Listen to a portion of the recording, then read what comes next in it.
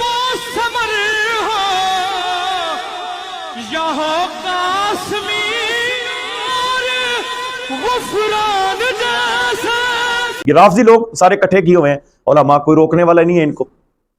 نبی کریم صلی اللہ علیہ وآلہ وسلم کی 2 حدیثیں طعن کرنے والے جو ہیں، لعنت کرنے والے جو ہیں، ان کے حوالے سے یہ اسٹیجوں پہ پڑھ پڑھ کر ان کو اتنا مال دیا گیا اور غریب بندوں کا انہوں نے خون چوسا۔ انہوں نے محفل پہ بلانے سے پہلے یہ سوچ لیا کریں کہ یہ بندہ کیسا ہے، اس کا عقیدہ کیا ہے۔ کوئی شرم و حیا نہیں ہے؟ جو بندہ مرضی آ کر جس مرضی عالم کے بارے میں بک دیتا ہے، بکواس کرتے ہیں۔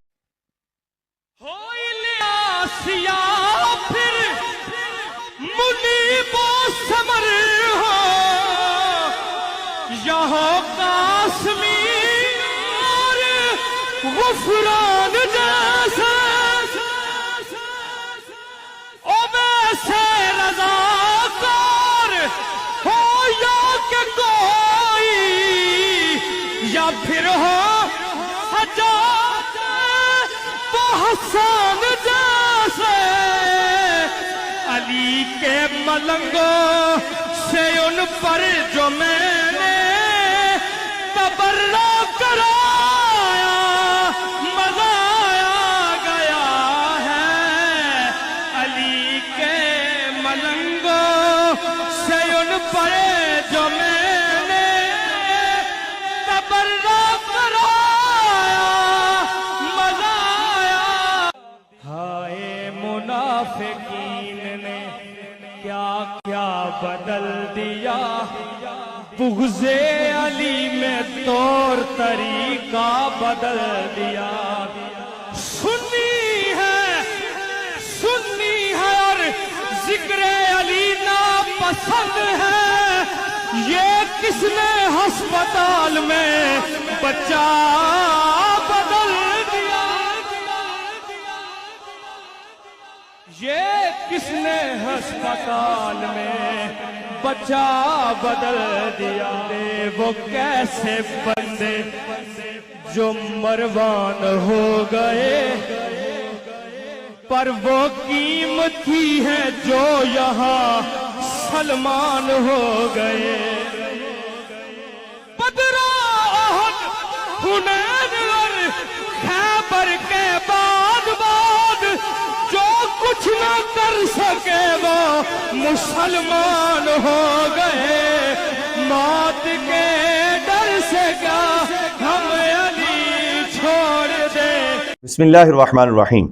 ایک محفل پڑھتے ہوئے کچھ شعر میری نظروں سے گزرے سوشل میڈیا پر، جس میں علماء پر تبرہ بولا جا رہا ہے اور طعن کیا جا رہا ہے، لعنت کی جا رہی ہے، اور یہ اس کے اندر بہت بڑے بڑے نعت خواں، یہ جشن جو تھا جانے ابی طالب کے حوالے سے یہ جشن منایا جا رہا ہے، اور جس کے اندر علماء کی عزت پر انگلی اٹھائی جا رہی ہے، اور جتنے بھی علماء اہل سنت ہیں، بڑے بڑے اکابرین ہیں، ان پر یہ 2 نمبر ایسے لوگ جو اہل سنت کے سٹیجوں پہ آ کر یہ ایسے کام کرتے ہیں۔ اور آپ یہ تصویر بھی دیکھ لیں، اگر آپ میں سے کسی شخص کو یہ اہل سنت و جماعت کی محافل پر یا سٹیجوں پر بیٹھے ہوئے نظر آئیں تو ان کو نیچے اتار دو۔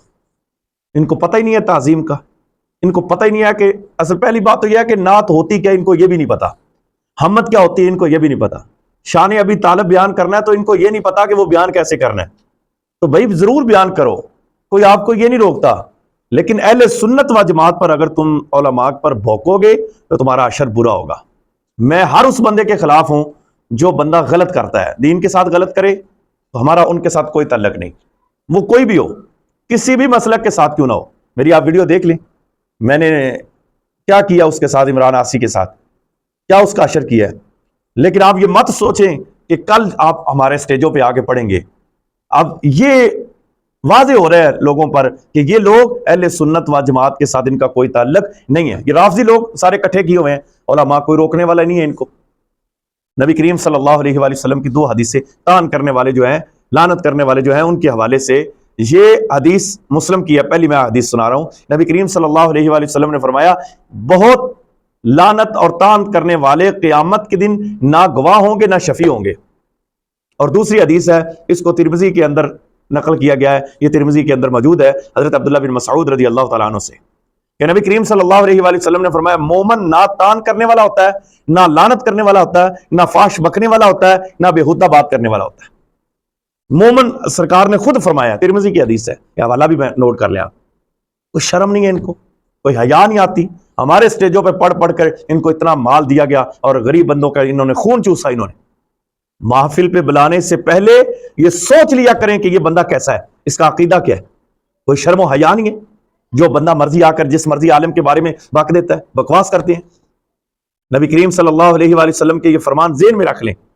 سرکار نے فرمایا مومن نہ تو تان کرتا ہے اور نہ لعنت کرنے والا ہوتا ہے اور نہ فاش بکنے والا ہوتا ہے، نہ بےہودہ بات کرنے والا ہوتا ہے۔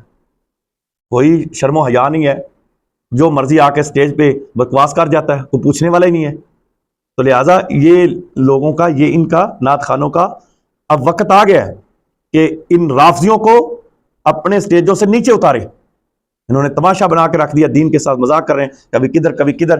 اللہ تعالی ہم سب کو ہدایت عطا فرمائے۔ ہمیشہ اہل سنت و جماعت ہمیشہ زندہ باد رہی ہے اور زندہ باد رہے گی، اور انشاءاللہ تعالی جس نے اہل سنت کا نقصان کیا ہے ہم نے اس کو نہیں چھوڑنا۔